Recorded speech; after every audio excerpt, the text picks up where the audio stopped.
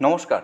তুমি যদি মাধ্যমিক পাশ করে থাকো এবং বিএসএফ ট্রেডসম্যান এই পদে আবেদন করতে চাও, তাহলে কিন্তু এই ভিডিওটি তোমার সম্পূর্ণ শেষ পর্যন্ত দেখতে হবে, কারণ ইন ডিটেলসে সমস্ত কিছু তোমাদের এখানে বলবো এবং নোটিশটি পেটে তোমাদের প্রত্যেকে বলবো এই ভিডিওর ডেসক্রিপশন দেওয়া যে টেলিগ্রাম চ্যানেল রয়েছে সেখানে তোমরা প্রত্যেকে যুক্ত হয়ে যাও। ঠিক আছে, চলো ইন ডিটেলসে তোমাদের এক্ষেত্রে আমি সব কিছু বলবো। তো প্রথমত তোমাদের বর্ণনা দেবো হচ্ছে, দেখো পদের নাম।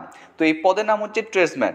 যোগ্যতা, শিক্ষাগত যোগ্যতা দশম শ্রেণী পাস হয়ে থাকলে তুমি এখানে আবেদন করতে পারবে। শূন্যপদ সংখ্যা 2140টি, পুরুষদের ক্ষেত্রে সেই শূন্যপদটার সংখ্যা 1723টি এবং মহিলাদের ক্ষেত্রে সেই শূন্যপদটির সংখ্যা 417টি। বেতন লেভেল 3 পে স্কেল 21,700 টাকা থেকে 69,100 টাকা। এর পাশাপাশি তোমরা medical allowance, ration allowance, house rent allowance এবং ডিএ সমস্ত কিছু পেয়ে যাবে। বয়স 18 থেকে 25 বছরের মধ্যে হয়ে থাকলে তুমি এখানে অবশ্যই আবেদন করতে পারবে। এসসি এসটি প্রার্থী হয়ে থাকলে 5 বছরের ছাড় পাবে এবং ওবিসি প্রার্থী হয়ে থাকলে তুমি এখানে 3 বছরের ছাড় পাবে। আবেদন ফি, তুমি যদি ইউআর, ওবিসি বা ইডব্লিউএস ক্যাটাগরি থেকে বিলং করো তাহলে আবেদন ফি বাবদ তোমাকে 100 টাকা দিতে হবে। কিন্তু তুমি যদি একজন মহিলা প্রার্থী হয়ে থাকো বা তুমি যদি এসসি বা এসটি ক্যাটাগরি থেকে বিলং করে থাকো, সেক্ষেত্রে তোমাকে এখানে কোনরূপ আবেদন ফি দিতে হবে না।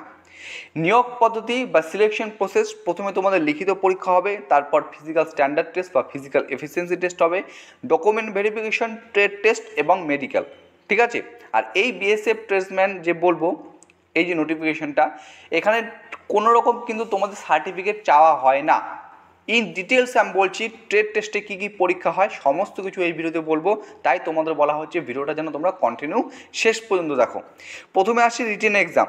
দেখো জিকের থেকে 25 নম্বর, ম্যাথের থেকে 25 নম্বর, রিজনিংয়ের থেকে 25 নম্বর এবং ইংলিশ বা হিন্দি থেকে 25 নম্বর থাকবে। অর্থাৎ টোটাল 100 নম্বর, 100টি কোশ্চেন থাকবে। প্রত্যেকটা কোশ্চেন্স এমসিকিউ বা মাল্টিপল চয়েস কোশ্চেন থাকবে, যেটা 10 স্ট্যান্ডার্ড লেভেলের হবে। ঠিক আছে, কোশ্চেন যে স্ট্যান্ডার্ড হবে সেটা হচ্ছে মাধ্যমিক বা 10 স্ট্যান্ডার্ড লেভেল। সময় থাকবে 2 ঘন্টা, মানে 120 মিনিট হয়ে গেল। এরপরে যেটা তোমাদের বলবো সেটা হচ্ছে ফিজিক্যাল, মানে হচ্ছে পিএইচডি এবং পিইটি নিয়ে।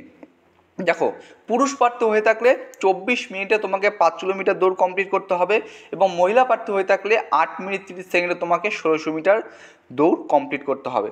এবং উচ্চতার ক্ষেত্রে পুরুষ প্রার্থী হয়ে থাকলে 165 সেন্টিমিটার, বুকের ছাতি সেক্ষেত্রে থাকবে 75 থেকে 80 সেন্টিমিটার। মহিলা প্রার্থী হয়ে থাকলে উচ্চতা লাগবে 155 সেন্টিমিটার।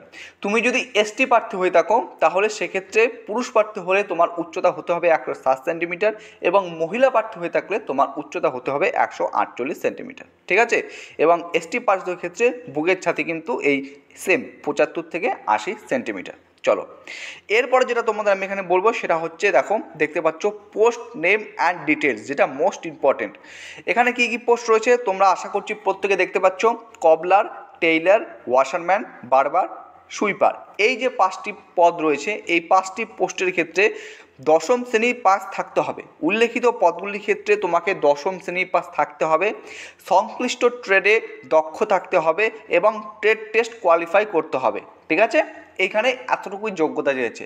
এক্ষেত্রে তোমার কোনরূপ কিন্তু ট্রেড টেস্টের জন্য সার্টিফিকেট চাওয়া হয়নি। এবং কোন পোস্টের জন্য কীরকম ট্রেড টেস্ট হয় সেটাও আমি তোমাদের এই ভিডিওতে বলার চেষ্টা করছি। চলো পরে আরও 3টা পোস্ট রয়েছে। এখানে তোমরা একটা পোস্ট দেখতে পাচ্ছ, 3টা পোস্ট দেখতে পাচ্ছ, একটা কুক, একটা ওয়াটার ক্লিয়ার, একটা হচ্ছে ওয়েটার।